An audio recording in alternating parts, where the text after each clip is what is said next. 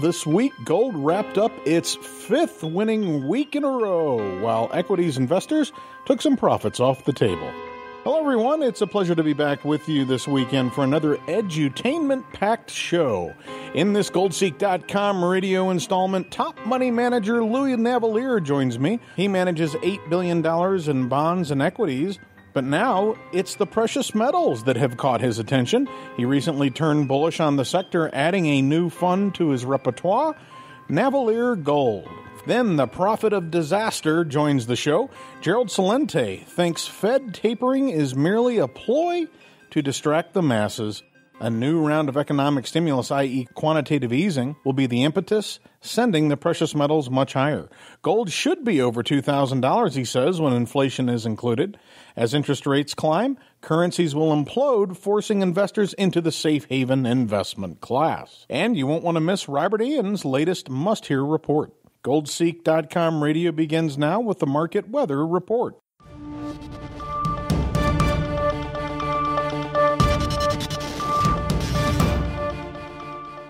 Visibility was virtually unlimited over the gold indexes this week. The yellow metal finished its fifth winning week in a row, the longest winning streak in a year, on the heels of a powerful sell-off in the dollar and the equities exchanges. This month, gold has leaped 5% on robust global demand for coins, bars, and jewelry. That's good news, considering 2013 was the worst year since 1981. At Friday's closing bell on the New York COMEX exchange, the yellow metal added $15, finishing around $12.69 an ounce. Silver slid only 50 cents, ending around $19.92 an ounce, just shy of $20.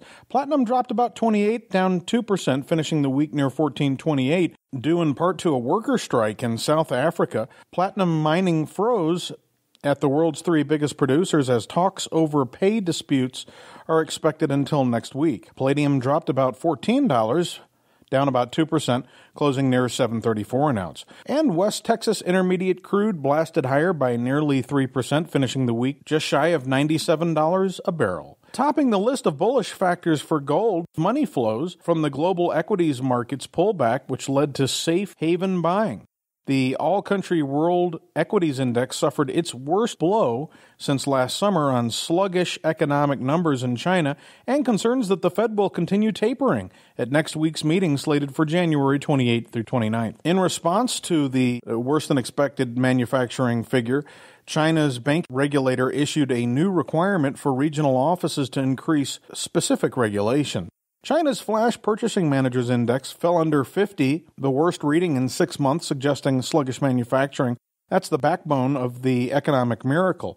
This fact alone likely explains the sluggishness in the silver market, despite the explosive move in gold this week. Elsewhere, rumors that Indian officials could lift the gold import restriction, effectively lowering import duties, embolden some bullish investors. Nevertheless, China has officially surpassed the nation in terms of gold consumption now, partly due to purchases in panda coins, gold bars, and jewelry, which is soaring according to a GFMS gold survey. Chinese demand increased 32% over the past 12 months, up about 1,200 tons last year.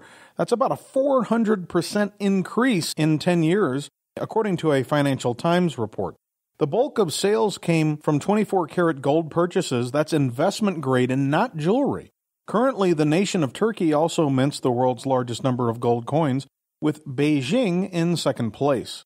Besides becoming the world's biggest gold consumer, China is now officially the world's largest gold producer, 437 tons annually. That's roughly 10% of the entire global output. The Chinese Lunar New Year is also an important demand component here for physical demand. Gold remains a favorite traditional holiday gift. And with good reason, most items lose value as soon as they're purchased and then received, whereas gold and silver tend to appreciate as our currencies are devalued. Elsewhere, gold ETFs experienced inflows for the first time in nearly 6 months, an increase of $33 million. So far this year, junior gold miners have also climbed substantially, one article showing 17% to date via the Market Vectors Junior Gold Miners ETF, ticker symbol GDXJ. In addition, the Gold Bullion Spider ETF experienced a big spike of investment inflows, another positive for the sector. Gold ETFs on Friday recorded the best daily inflow since October of 2012, according to Commerzbank analysts. Talk of a gold market short squeeze continues to work its way around the blogosphere.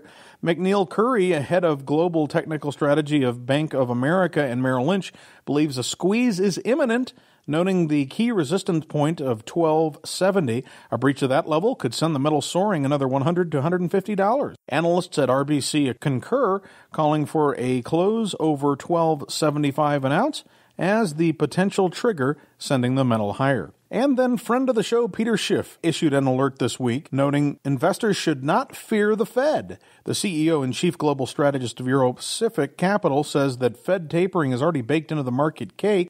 I share his sentiments. If anything, the market is likely overreacted on the downside, especially given that some market watchers expect the Fed to maybe even reverse taper and increase QE later this year. And given the economic chaos unfolding in Venezuela, Argentina, Brazil, much of South America, as well as in the Ukraine, it just makes it all the more likely that Fed officials might steer clear of tapering. Schiff is calling for gold to be the trade of the year, and it certainly is so far, but 1 month is 11 short of a year, so it might not quite yet be prudent to start counting our hatchlings. He does make an interesting observation that if tapering continues, the domestic economy could implode, but I would note that EU ministers noted this week that economic conditions are improving, the recession has passed, and QE will be curtailed. Bottom line on precious metals. Well, the gold rally was impressive this week. Nevertheless, the fate of investors appears, at least in the near term, to rest on the shoulders of the Federal Reserve. If Dr. Yellen announces further tapering in the monthly bond purchasing program, it could stop the dollar deluge. The weekly gold and silver charts seem to hold the key to what's coming next, so be sure to log in to your Alpha Stocks newsletter for the Monday forecast. Moving on to the Wall Street report, heavy cloud cover appeared over the New York Stock Exchange. The Dow Jones Industrials fell sharply, 579 points, off 3.5%, ending at 15,879 by Friday's close. The S&P 500 gave back about 48 points, ending at 1390, down 2.5%, while the Nasdaq fared best, off only 69 points, 1.5% at 4128. Investors sold stocks heavily on Thursday and Friday in the wake of the weak manufacturing data from China and Fed tapering talk. The S&P 500 suffered its worst one-week percentage decline in 6 months, while the Dow, its worst in a year and a half. The intense volatility of the emerging markets and their related currencies can be directly traced to the last FOMC meeting, where Fed governors agreed for the first decrease in monthly toxic real estate purchases, mortgage-backed securities, i.e. QE, in years. Emerging market currencies fell sharply, plunging the hardest in 5 years. Trouble in Argentina due to its peso devaluation. The Turkish lira also fell sharply. The Ukraine currency dropped to a 4-year low amid civil unrest. And, of course, the South African rand weakened amid labor disputes. The loss of confidence in emerging market growth could force a readjustment of corporate profits, some of which hinges on the robust sales in developing economies. Bottom line on Wall Street. While the selling this week was intense, it really does appear to be an overreaction. At least at first blush, the fear level is remarkably high in our 7-component sentiment index. In just 1 week, investor sentiment has shifted from somewhat greedy to sheer terror. This is simply not, in my opinion, how most bull markets end. On the contrary, if this was the market zenith, I'd expect complacency. The opposite is occurring here. Investors are, well, simply terrified. So be sure to log into your Alpha Stocks newsletter account for all of next week's stock picks and forecasts. Coming up after the break, more Goldseek.com radio with Gerald Celente and Louis Navalier. We'd like for you to stay with us here.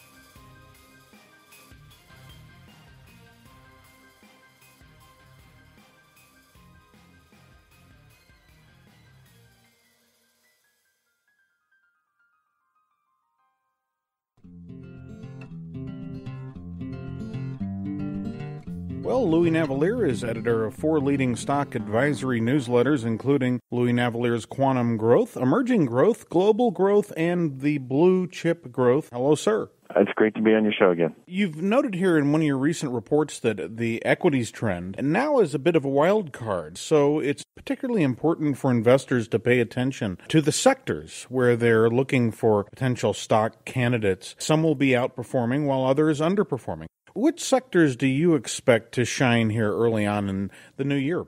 That's a fascinating question you have. The only sector that was up this year, when we started this year, was energy. Yet both my mutual funds were in the top 1% early in the year, and I had hardly any energy stocks. So we really think the sectors are breaking down, and we think it's all stock picking now. And it's all who has the best earnings. Because what's going on is these earnings coming out now are the best in almost 3 years for the S&P. And the catalyst, other than the proven economy, is really a weak dollar.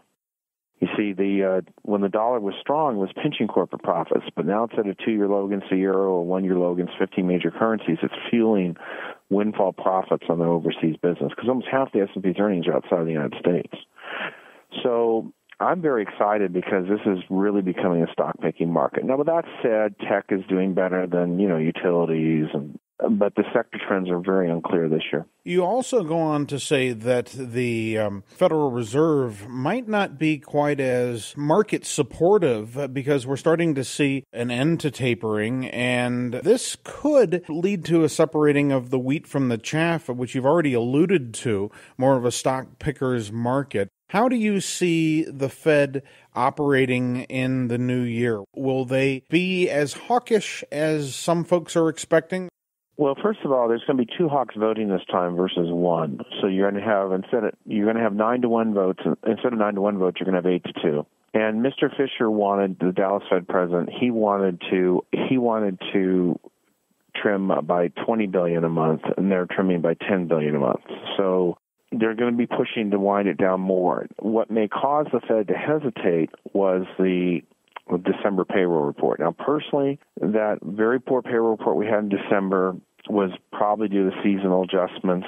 The real people that do payroll, ADP, have found a lot more jobs. The winter weather is distorting the jobs number through February, to be honest with you, and they're having those horrible storms in the Northeast and some in the Midwest. So I think what's going to be happening is the Fed is going to be very accommodative. Janet Yellen is a dove, but she's a very serious dove. She's a data-driven dove. And I think she will wind down the quantitative easing, but not as fast as it would have happened under Bernanke. The other thing that's odd is I think the Fed's going to lower their unemployment target. Unemployment plunged in December, not because of job creation, was very poor. It plunged because the people keep disappearing off the workforce. We're at a 35-year low on worker participation, and the average work week is quite low. And in 2013, the payroll report showed 400,000 more jobs than the broader household survey. Because when kids got 2 temp jobs, they were counted twice. So there's some bad data in the Department of Labor data, and I think the Fed knows this. They've talked about it, and but I do think they will wind things down, but a little slower under Janet Yellen. A lot of startling statistics being thrown around, some of them I think more reliable. Few people really trusting the mainline numbers emerging from the Labor Department and the BLS. With folks dropping out of the labor force, the participation rate is one metric that folks are looking at, which is, really been in a downward trend now ever since the last recession. We're just not hitting on all cylinders. And I don't trust any of the government data. I'll give you just another division of the government. Retail sales. I recommend Home Depot and Lowe's, and they had the strongest sales since 1998, okay? I mean, the best in 15 years. And if you read the Department of the Commerce Department, they say that the sales of home improvement stores are falling. Well, then how come Home Depot and Lowe's have record results? I mean, don't they dominate the home improvement business? It's just bizarre. We call it earth to the government. I mean, I think we ought to buy them a computer every now and then. And, it's just odd. And there's, and then you hit states like California where you got 25% of the citizens don't even have bank accounts. And you say, do you think they're part of the cash economy. And, I'll give you another story. I sold a division of my management company. When we sold it, it was about $1.6 billion in assets, 10,000 accounts. We told the people in that division, go work for the people we sold it to. They'll give you a job. Well, one of my guys went straight to disability. Now, this guy's an ex-USC football jock. Got 2 national championship rings, still benches 340 pounds. He used to bench a lot more. And he's on disability. He chose to get disability versus work. So there's a lot of weird things going on in the labor market right now. And there's just a lot of temp work out there. It's fascinating. Well, let's move on now to a recent statistic from the government last week. Of course, the Labor Department discussed our recent price situation, and the producer price climbed to one of the biggest monthly increases in quite some time. You mentioned energy stocks performing well.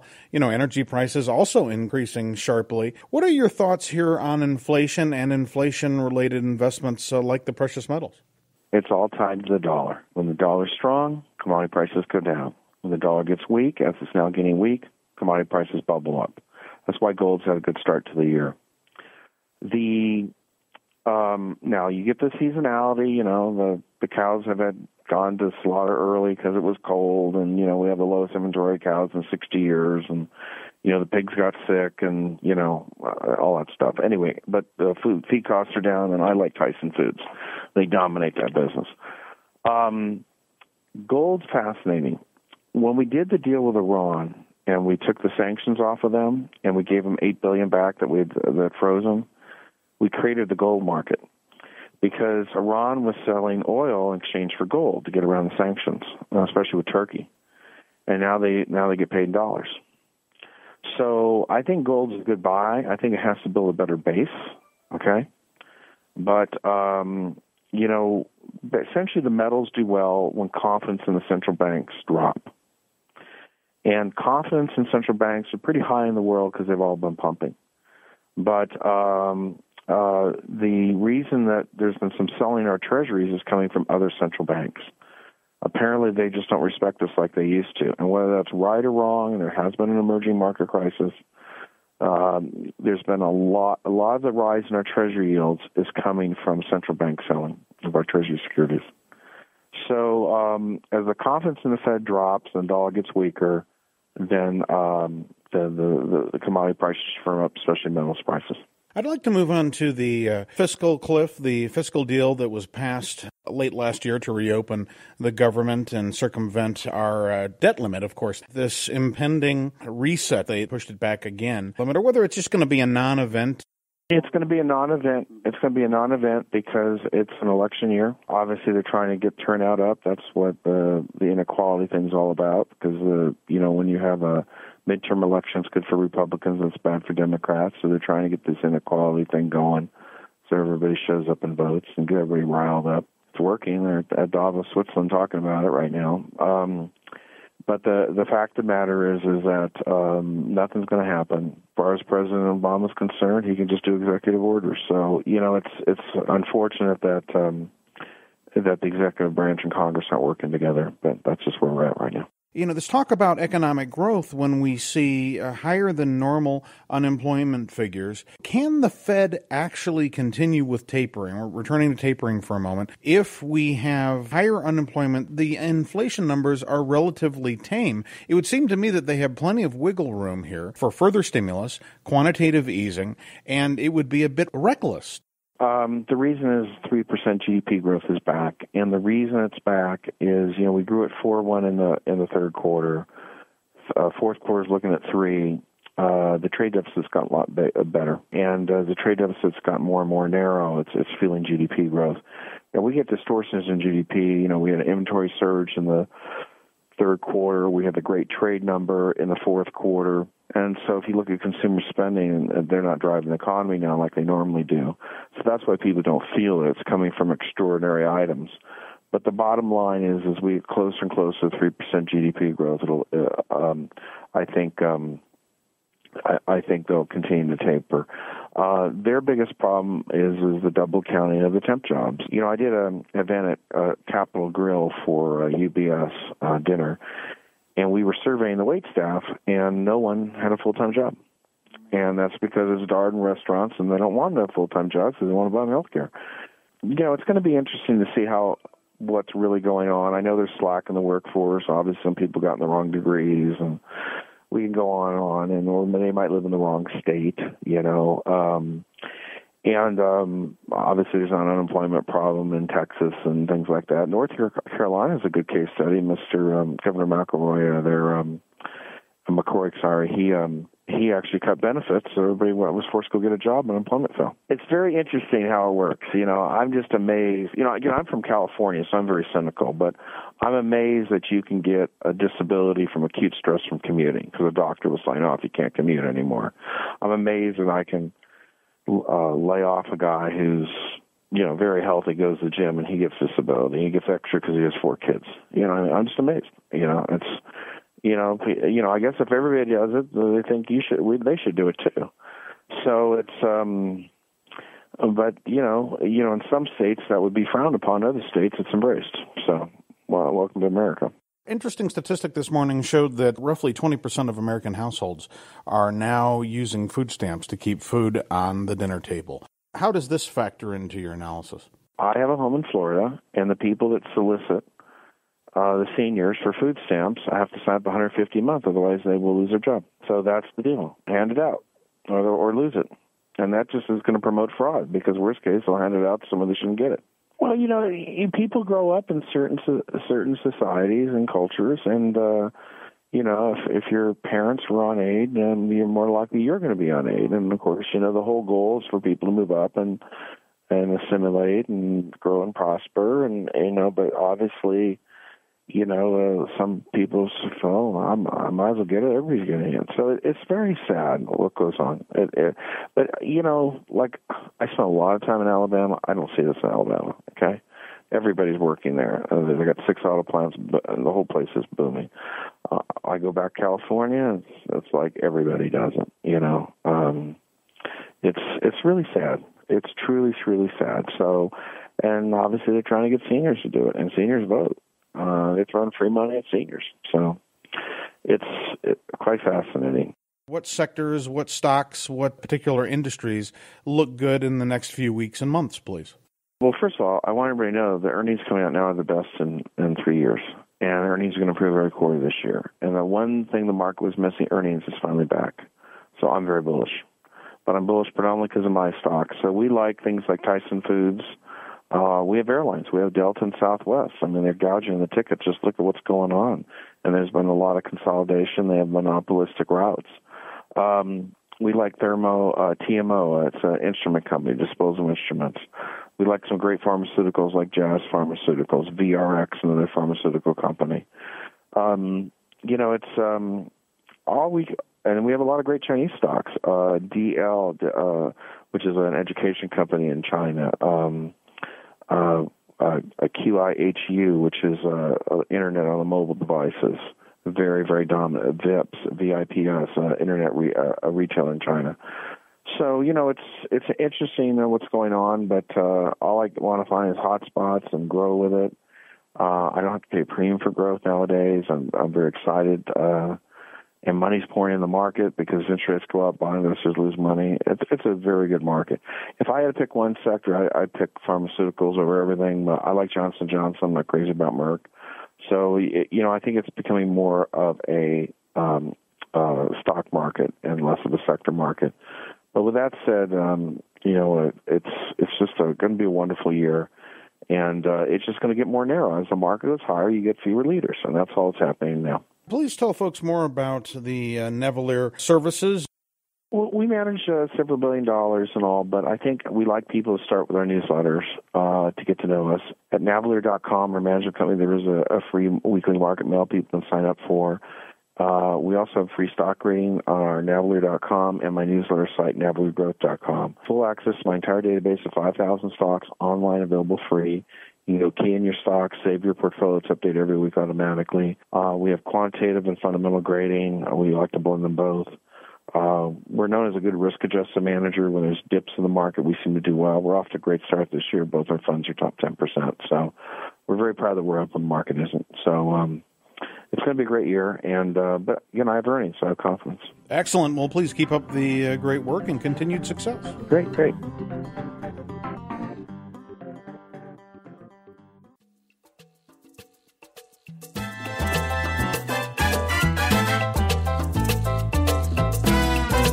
With a number of alarming trends converging on the nation right now, who better to have on the show than Gerald Celente, the director of the Trends Research Institute. His team produces the TrendsJournal. Welcome back, Gerald Celente.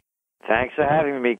You discuss in your latest TrendsJournal some threats facing the nation, and you share a quote from one of the national founders, John Adams. "There's nothing which I dread so much as a division of the republic into two great parties." And I guess he shouldn't use the word great. I mean, it's two disgusting parties, as I see it, and they're the only ones having a party. And, I'm a political atheist, so I only look at things for what they are and not how they should be. I don't tell anybody what to think. And but when you look at the facts, look at the last year. There was the debt ceiling crisis. The year before that, it was going over the fiscal cliff. And then, of course, there's Obamacare. It's right in front of everybody's eyes, a gross government failure of a magnitude like we've never seen domestically, except when we look at the foreign wars and the waste of our money going overseas, and you could see another aspect of it. And then looking again at Congress, I just came up with a line today, actually. Anybody that looks up to politicians looks down upon themselves. And when you look at the politicians, again, there's nothing, unless you could tell me anything that Washington has done that we could look at and say, wow, great job, well done. Whether it's, again, as I said, the wars, Obamacare. How about the war on terror? That was a beauty, wasn't it? Oh, I forgot, they closed down the government for over 2 weeks in 2000. And now look at the hypocrisy. You see all of these people that have lost so much, been thrown into jail for how long, and now they're all of these states legalizing marijuana. When they were busting everybody's chops for this stuff for so long. But I got an idea. Let's legalize it, and this way we could tax it and make a profit on it, because that's all it ever comes down to. Just like when I was a kid growing up in the Bronx, they used to bust people for running the numbers. Now you got to be in lotto. You got to be in it to win it because the government got a cut of it. No, this is criminal activity. You talk about John Adams fearing, bipartisan Congress, and of course Jefferson feared the corporatocracy. I know you'll remember him talking about giant corporations swallowing the country, as well as the Federal Reserve, a central bank in charge of fiat money printing. So how do we unshackle ourselves from this situation, or is it too late? It's not too late. Again, look at the people. You could call them by name. Look at this clown we got over here across the river over here in New Jersey, Christie. Look at these people. And they're the morons. I always say that politicians are the same people you couldn't stand in high school that wanted to become class president or head of the student council, and they just followed their dream. And then when you look behind the Christie scandal, it was two high school kids, this woman and this guy, that came up with this scheme about closing down the George Washington Bridge. To get even with the mayor of Fort Lee, New Jersey. You can't make this stuff up. The pettiness. That is all it is. Look at this Gates book. And again, to me, he's as bad as the rest of them. But he tells you about what's going on in the White House. These are kids. They're kids in charge. They're sociopaths and psychopaths. Is it too late? Not if we, the people, say it's not. And again, it's up to us to create the future. And by the way, I believe America's future could be created through a self-sufficiency economy. I have a dish in front of me over here. I turned it upside down. My Aunt Zizzy left it to me, may so rest in peace, a bunch of stuff. It's made in Syracuse, New York. I remember when they used to make fine glassware in West Virginia. We used to make before NAFTA, we had over 500,000 plus textile jobs. Now we got a little over 100,000. Now, self-sufficient economy. We're 315 million people strong, and we're very rich in mineral resources, natural resources, and human resources. So we could turn it around, but not as long as the gang is in charge. It's simple as that. We don't have to do this. Look at the people that are leading us. Again, anyone to me looking up to these politicians are looking down upon themselves. So when people rise to the courage and dignity and self-respect, we don't have to live like this anymore. Take food stamp spending. It's more than doubled since 2008.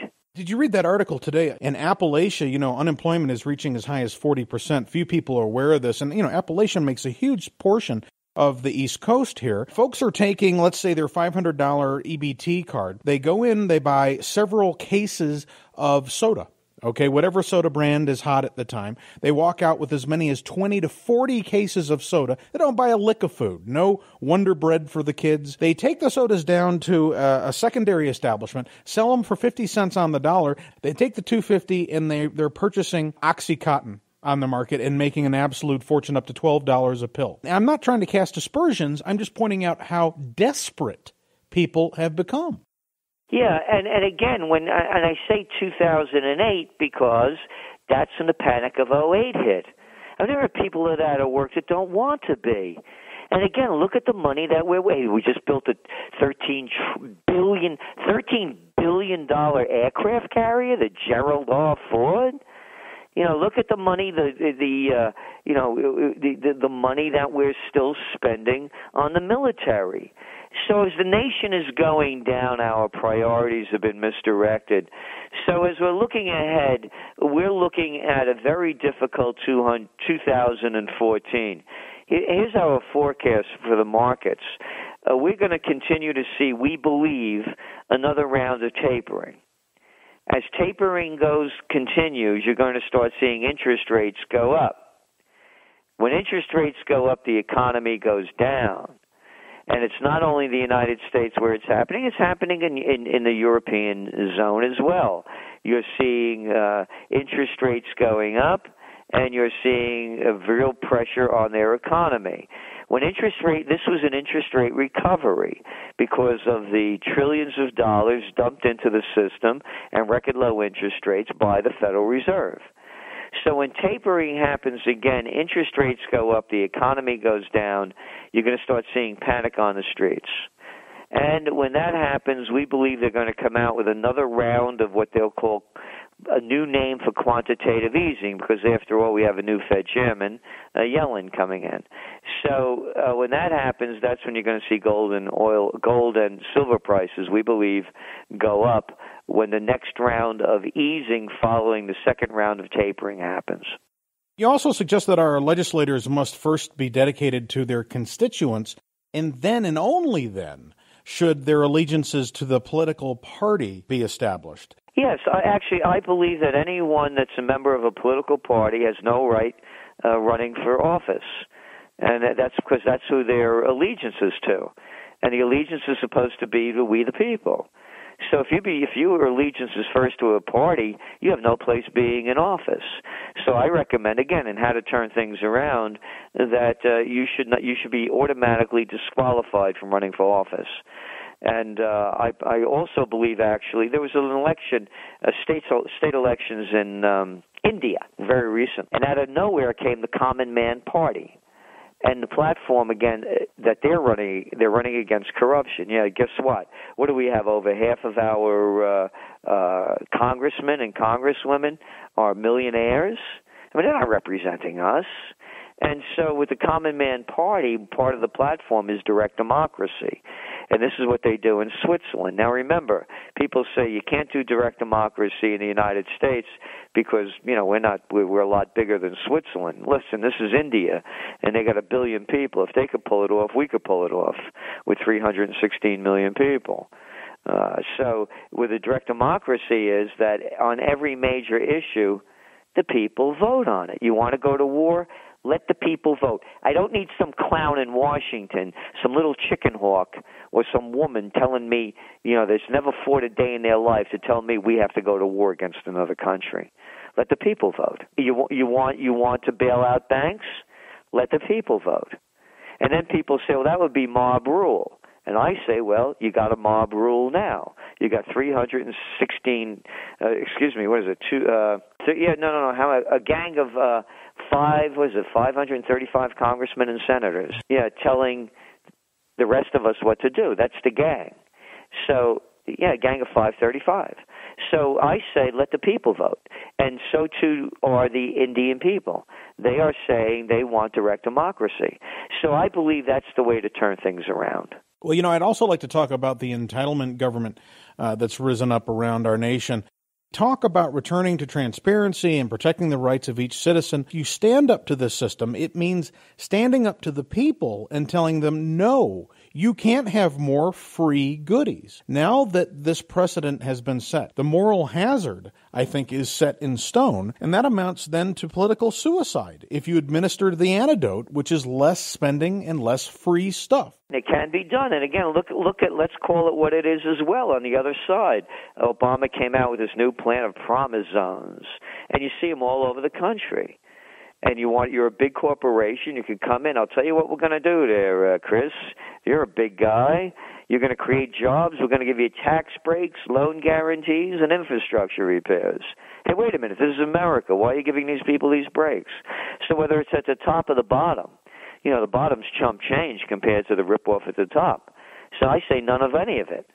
And again, I have my master's degree, by the way, when they counted, actually, back when you get a job with one. I got it in 1970. It was in public administration, and I remember when they were creating all of these these economic zones and also these kind of deals where they would create benefits for corporations. Look what's going on now in South Carolina. I mentioned before about we used to have textile jobs here. Now they're bringing in companies from India and China and giving them loan guarantees and all these different kind of breaks to create textile jobs. The same thing with the auto. They're bringing in auto industries from Japan and other countries and providing them with breaks. So the whole system is corrupt. And these people aren't economic development agencies. They don't create anything. You look at every study that's been done, and the same thing in Detroit. They're building all of these things for the soccer teams and football teams and on, giving everybody breaks to billionaires to do them. So no, and they don't. Study after study shows that the people that benefit are the ones get the breaks, and the taxpayer loses. It has been going on for decades. So yeah, it's up and down the line. You note that people under the age of 25 have a 40% unemployment rate around the globe, and real wages are just simply not there. That translates into, no home, no mortgage, no family, and even poverty. Talk about the lack of opportunity for young folks today. It's predatory multinationalism. Again, you go back, when I was a kid, they had these little things called pharmacies, and they were owned by the local, person, drugstore. And now you have, CVS and Walgreens and Rite Aid taking all the action. They had these other little quaint things called stationery stores. No more. Now you have Staples and Office Depot taking all the action. They had hardware stores. No more. Now you got Home Depot and Lowe's. And you go up and down the line. Whether it's agriculture, you look at every level of business, it's been taken over by the multinationals. Look at the housing in the United States just in 2013. $20 billion worth of housing, real estate, has been bought up by private equity groups like Blackstone. This is unprecedented. And what are they doing with the houses? They're renting them out. So it's a multinational takeover. It's predatory multinationalism. And again, you had laws in place that prevented this from happening before. You had the Robbins-Patman Act, Sherman Antitrust Act, Clayton Antitrust Act, and of course in banking, Glass-Steagall. So I'm in favor of regulations, just like I'm in favor of, laws that protect copyright infringement. And how about slavery? That was a nice law they put in place not to have that one. So yeah, I'm in favor. I don't. Look at what's going on in West Virginia. Look what's going on around the country with this latest chemical spill, in the Elk River. And I went to school, by the way, in West Virginia, in the Kanawha Valley. They used to call it Chemical Valley. Used to wake up in the morning, and the air was actually a yellow-green, and the stink and the poisons in the air, were intolerable. And I was in West Virginia for 6 years, so I know the place really well. And I see this paradise on earth that has been destroyed with mountaintop mining and chemical pollution. So we need laws, but we don't need ones that are for just us, the little people, while they give the big guys all the free rides. So I say put back in place the laws that Teddy Roosevelt and others fought for, that protected us and gave us all an equal shot at entrepreneurism and the gold ring or the brass ring that used to be available to everyone in America. We've really got to separate banking from investment banking. If we didn't learn the lesson in the Great Depression, hopefully we learned it in 2008, 2009 during the credit crisis. By dissolving the Glass-Steagall Act, we essentially removed some important separation between the issuance of stock, the speculation with other people's money. I posted an article today showing that over half of U.S. mortgages are still underwater. You point out in the TrendsJournal that foreclosure rates you expect them to spike again during the next economic crisis. Please tell us why. It's an interest rate recovery, and you already look. You're looking at the 30-year fixed is up over 100 basis points, and then Wall Street says, well, it's still relative. It's still low in comparison historically. Well, yeah, but that's a different scenario because. You also had a country where people's income was going up. But since the panic of 2008 happened, median household income has declined, over 8.5%. So when the mortgage rates go up, and you're also seeing young people not being able to go into the market, and first-time home buyers were the ones who were driving the marketplace. So what we're saying is that when interest rates go up, the housing market goes down. Retail sales collapse, particularly in auto. You have 0% financing, and 0% down, and 0% interest rates going on. This is unprecedented. So what we're saying is real estate's not going to be a good buy when interest rates go up, and they're going to have to go up because when the Fed tapers again, that's what you're going to see. You're already seeing it in the 10-year bond. It's all of a sudden it flirted over 3%, and you're going to start seeing them go up again. So that's what we're saying. That's why we're saying it, because of Fed policy. This is unprecedented, these record low interest rates. When I was a kid, they used to have these things called savings accounts. People used to buy certificates of deposit and savings, and they used to get 4 or 5% back. Now what are you getting? You're getting what? A quarter or 1% back. But you also say that this, of course, has led to unsustainably high currencies that eventually will implode, leading to the best safe haven. And you say that's gold. Yeah, again, you're seeing it going on in China. They're faced with a crisis as well with their lending system, shadow banking they call it. We again, from the Bronx, we used to call it loan sharks, and people are paying 40-50% interest because they have to keep the scam going, and the Chinese government's trying to pull back on it. You see a bubble, a housing bubble going on over there, real estate bubble, and they can't stop it. And you're looking at the yuan, for example, it's up by 16% against the dollar over the last few years, expected to rise again 2 or 3%. So you have all this implosion going on that's going to happen. Same thing in the ECB with the European Central Bank. They've just been flooding money in to keep it going. So we're going to see, again, the key in all of this is interest rates. When the interest rates go up, You're going to start seeing currency wars. Just look what's going on in the emerging markets. The emerging markets lost 5% last year. They're down already this year, down 3%, because of all of the hot money that flowed in because of the stimulus programs, the cheap money. So we can see the future. It's being written in the word interest rate. And again, it's very important to understand this. And you don't have to believe me. Believe Andrew Husser. And here's a quote from him. This guy, he calls it Confessions of Quantitative Easer. And remember, this is coming from the Wall Street Journal, not, the progressive website, the World Socialist website. Quote, I can only say I'm sorry, America. As a former Federal Reserve official, I was responsible for executing the centerpiece program of the Fed's first plunge into the bond-buying experiment known as quantitative easing.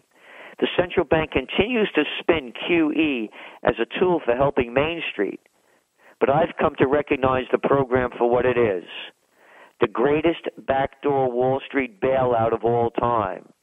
It comes from the Wall Street Journal, November 11, 2013. You're also worried about the national debt ceiling. You say this temporary agreement that Congress has come to is just not solid enough to prevent another crisis. That could be as soon as February 7th, so less than a month away. Plus, you say the deal nearly doubled from the original amount to almost $500 billion. Well, yeah, again, remember when this whole debt ceiling issue happened, just to show you the fraud behind the whole thing. We had about a $16 trillion debt. As soon as they announced the deal, our debt automatically went up to over $17 trillion. So there's no way out of this. This is just more manipulation. And they have and all they're doing is they're covering up. They're covering up the huge issue in front of us all, and that is there's absolutely no way in the world that the United States is going to be able to pay off a $17 trillion plus and rising debt obligation. It cannot be done. It's impossible. So all they're going to keep doing is covering it up. And so by the time February comes, they'll make another deal, and they're just going to keep raising the debt ceiling until finally it can no longer be covered up. All this is a Ponzi scheme, and the wrong Ponzi and the wrong Madoff, although they both deserve to be jailed, are not being thrown behind bars. And those are the people, again, reading this Andrew Husser quote, it is the Federal Reserve. It's a takeover. And I cannot see why people cannot see that. Again, this isn't, left-wing talk. You can see where all the money is gone. It's funneled into the hands of a few. And again, among the top 0.01%, the average family income in that group, it increased by 76.2% between 2002 and 2012, while over the same period, the average family income of the bottom 90%, the rest of us, decreased by 10.7%. We have been dumbed down as a society because I believe, and this is just one man's opinion, that the powers that be don't want us to realize the sleight of hand, because your term Ponzi scheme is almost perfect. Whenever you create a currency system based on debt, those at the top of the pyramid, they always get their money. Those that, as you say, the money is funneled to, they will always have their bank accounts and wallets and pocketbooks filled to overflowing. But the rest of us holding the debt at the bottom of the fiat pyramid, we're carrying the whole thing. But you mentioned a gold forecast in the Trends Journal, and you say that, of course, we could run back to that 2000 level, but you also say your long-term upside could be well beyond 2000. I know that's going to pique the interest of this crowd. Oh, yeah. It could go way beyond that. Because when they go into, look, adjusting for inflation already, gold, when it hit 875 in the trading day back in 1980, adjusting for that, gold should be, well over $2,000 now, about $2,000, almost $3,000 actually, accounting for inflation. So remember, people say, is gold being manipulated? It's a fact that they manipulated the LIBOR rate. I mean, everybody knows it. It's a fact. And that's, we're talking $700 trillion worth of rigging. Yeah, $700 trillion. Yeah. You know, all the interest rates have been rigged. It's a fact. We know it.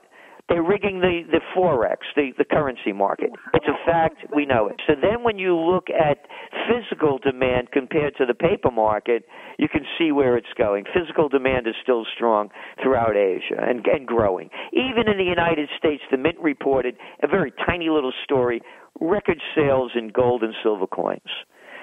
So where is it going? It's, to me, again, when this Ponzi scheme, they're running out of games. The last game was quantitative easing.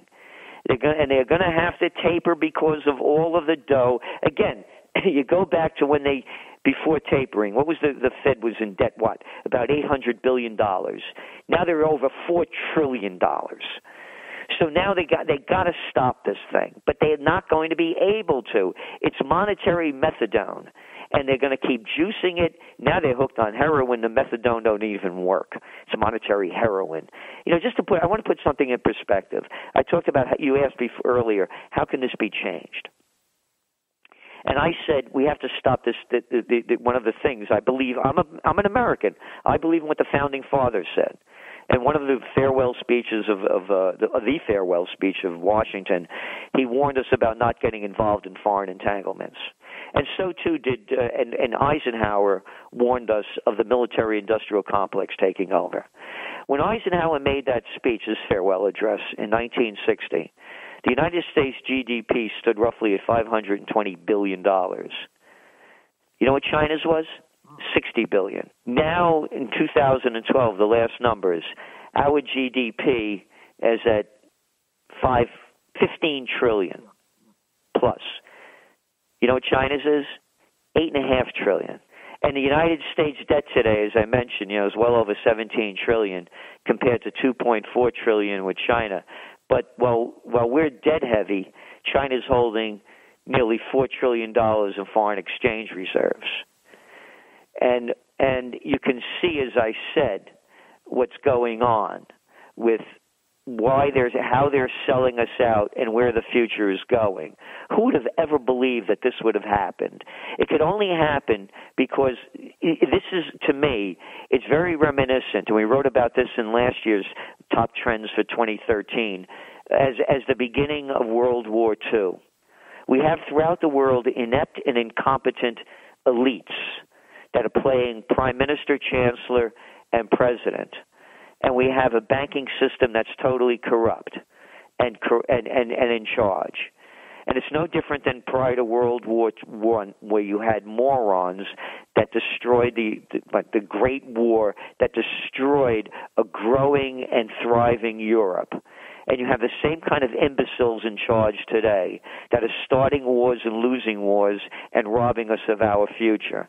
And if the people don't do something to rise up and stand up and regain our rights, you can see where this is headed. There's a revolution going on in Egypt. There's one happening in Turkey. There's every day Yemen, Bahrain. They barely make the news. There's civil wars. There's a civil war in Syria.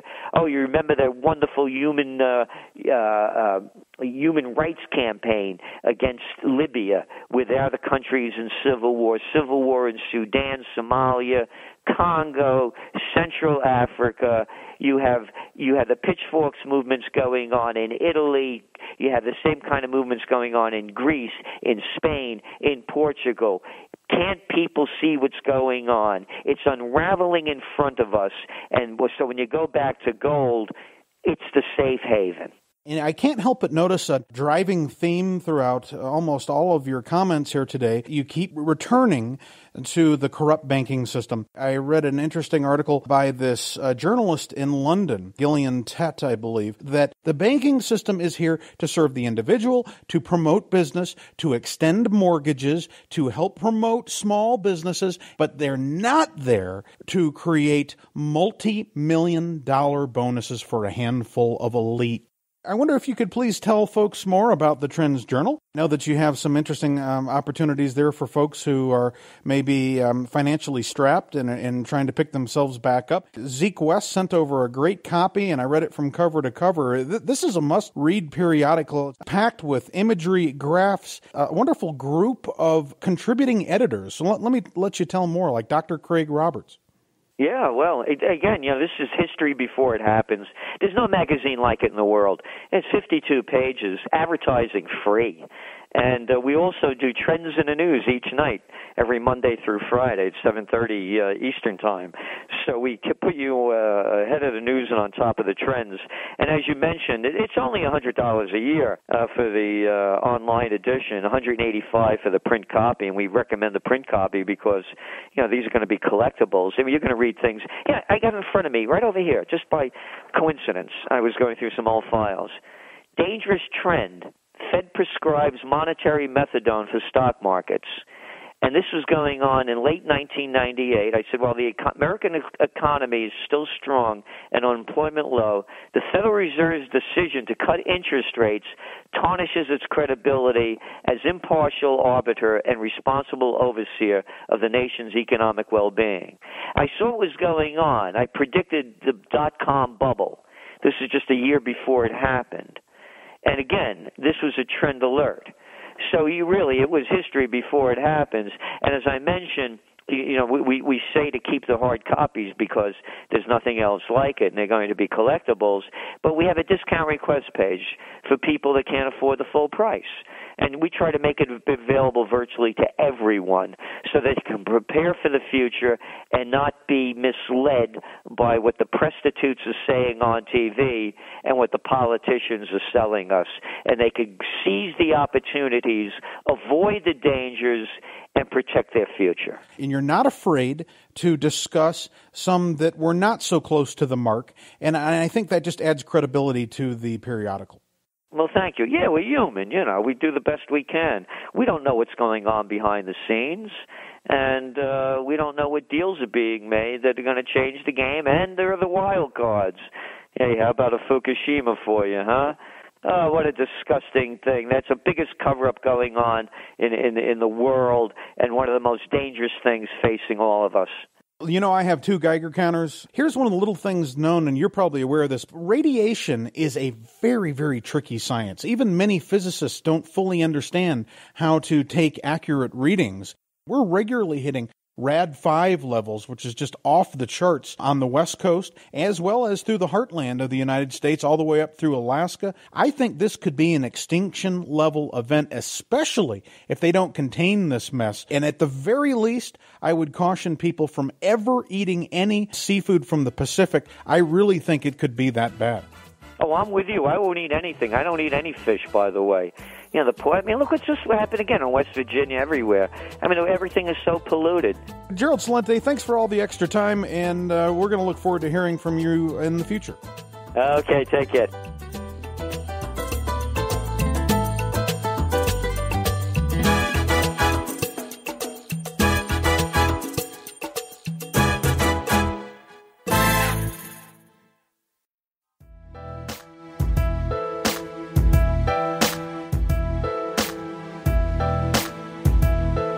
Hey Chris, this is Robert Ian with ConquerChange.com. The race to the bottom of the economic ladder has begun in earnest. Any hype that has been heard regarding any kind of robust holiday shopping season is beginning to crash and burn. The casualties are enormous, and there are more on the way, as the propaganda of that mythical recovering economy can no longer mask the stark reality of an economy whose better days have come and gone away. On Thursday this week, shares of Best Buy dropped nearly 30% when reports confirmed lackluster holiday sales and a sharp decline in quarterly operating margins. The usual suspects were blamed, including huge discounting by competitors, tight supplies of desirable high-end electronic products, and fewer people shopping. One market analyst said that promotions did not drive sales this year. No kidding. Best Buy lost $4 billion of its market cap in one day. And there's more on the way, as other retailers and businesses fess up about the true nature of the economic outlook, which is bleak at best.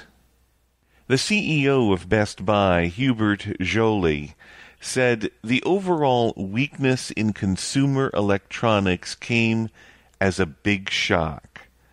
Since becoming CEO in 2012, he's been removing layers of management, eliminating hundreds of jobs, and closing stores.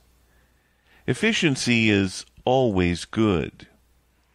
Our longtime listeners will recall a trend I described for the first time on Goldseek.com radio back in 2008, when I reported on how companies were cutting the fat out of their organizations, things they could ultimately do without.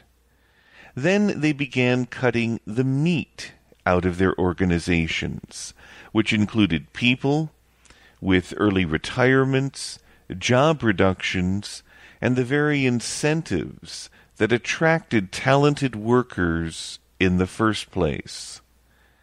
Then they began cutting the bone out of their organizations, which included the very infrastructure that gave them a competitive advantage in the first place. We haven't discussed this trend in some time, but it has been continuing, and now it is going to accelerate. Declines in Sears, Radio Shack, and Toys R Us all followed suit. The bottom line is people are broke. Most have too much stuff already. Stuff gets in the way. Stuff costs money. And most stuff doesn't contribute to happiness. As the economy cuts the fat, the meat, and the bone out of business, all in the name of trying to save money and trying to grow profits against a backdrop of diminishing returns, what remains is an emaciated skeleton of what a healthy economy used to be. Chris, on February 21st and 2nd, I'll be speaking at the second annual Liberty Mastermind Symposium in Las Vegas, with 15 speakers, 3 panel discussions on one amazing day. Details are on my website, and until next time, this is Robert Ian with ConquerChange.com, reminding you to follow us on Twitter @ConquerChange. Thanks, Chris.